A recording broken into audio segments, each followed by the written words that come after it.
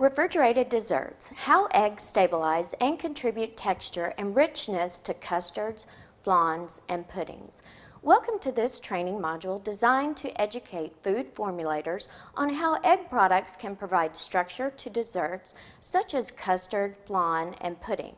It is highly recommended that prior to viewing this module, you obtain background information from the module entitled Adding Volume to Baked Goods. So let's get started. To understand how egg products can help create high-quality refrigerated desserts, it is necessary to understand the composition of whole eggs and why most refrigerated desserts call for whole egg products, as both the yolk and the white are critical to the formulation. Here we have 3 beakers, one of each containing liquid egg white, yolk, or whole egg. The yolk provides richness in terms of color, as egg yolk contains xanthophyll, a carotenoid that has a yellow-orange pigment and gives yolk its characteristic color. This pigment contributes to the rich color of refrigerated desserts. The yolk also contains emulsifiers that help stabilize the product, creating a creamy mouthfeel and providing a sense of richness. This is an illustration of a whole egg showing the white and the yolk. Though the yolk contains its fair share of proteins, which contribute to the structure of refrigerated desserts, the white is almost all protein, and protein is essential for stabilizing and forming the structure of such desserts. Let me show you how this process works. Protein's unique chemistry explains why when heat is applied to whipped liquid eggs, it coagulates or gels into what many of us had for breakfast this morning, scrambled eggs. This is a perfect example of eggs coagulating in a pan. You get a change from a liquid to a semi-solid or solid state over time as the proteins are coagulating. As you can see, this is a perfect example of using egg products in a formulation for refrigerated desserts. These products are cooked under moist heat, and the result you get is a perfect gel or coagulate at the end. This change of state from a liquid to a solid or semi-solid, known as coagulation or gelation, results when the egg protein structure is altered from its native form by whipping or heating or both. It is the same reaction that occurs when eggs are blended into dessert mixtures, which are then either cooked or baked and left to cool and solidify. Coagulation is a process that involves the denaturation of protein, which is when the proteins lose their native water-soluble structure and become insoluble. Let me explain. Native unaltered proteins consist of a complex of folded and coiled individual chains of different amino acids. These chains are referred to as a protein's primary structure. They are a linear sequence of amino acids held together by strong covalent bonds. When these linear chains align themselves to form a three-dimensional structure, this is referred to as a protein's secondary structure. An alpha helix coil configuration is a good example of one type of secondary structure.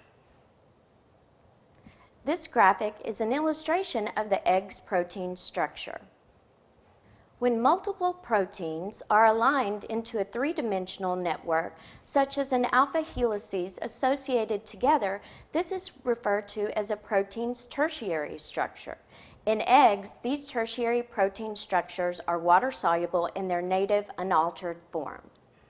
Unlike the primary amino chain structure, which is held tightly together by covalent bonds, the force maintaining the secondary and tertiary shapes of proteins are weak bonds or electrostatic charges, typically hydrogen bonds, that can easily be broken by heat, shear, or chemicals.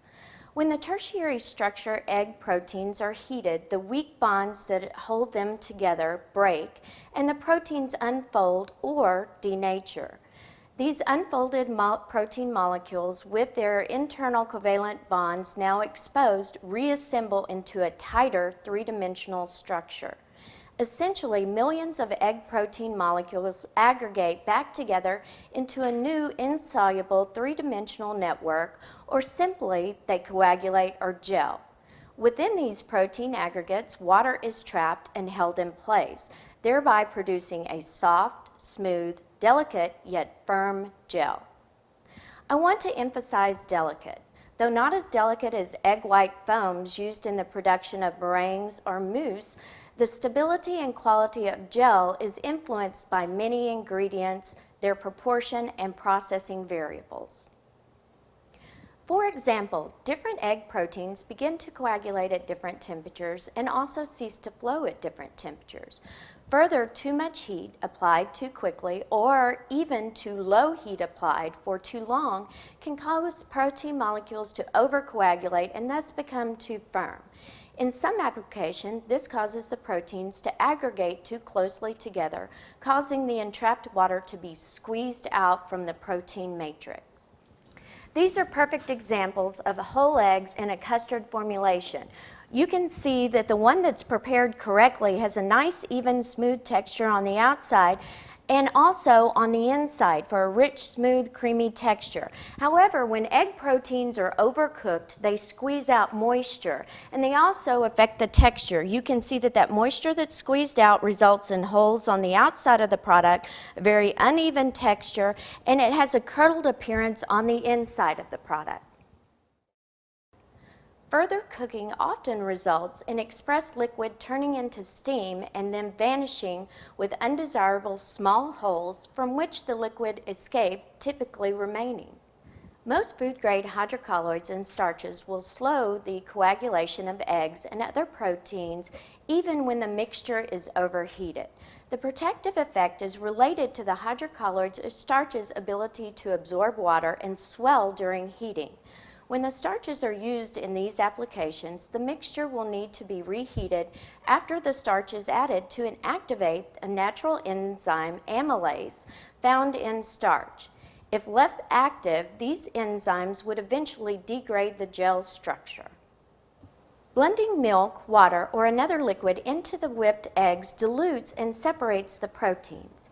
This dilution effect increases the coagulation temperature, yielding a softer gel and slowing down the thickening process. One way to offset this is to add a tiny amount of salt, which alters the electrical charge of the proteins and speeds up coagulation. This is an advantage of using milk as a base, as milk naturally contains sodium and will help thicken the gel faster than a water-based system, thus improving efficiency.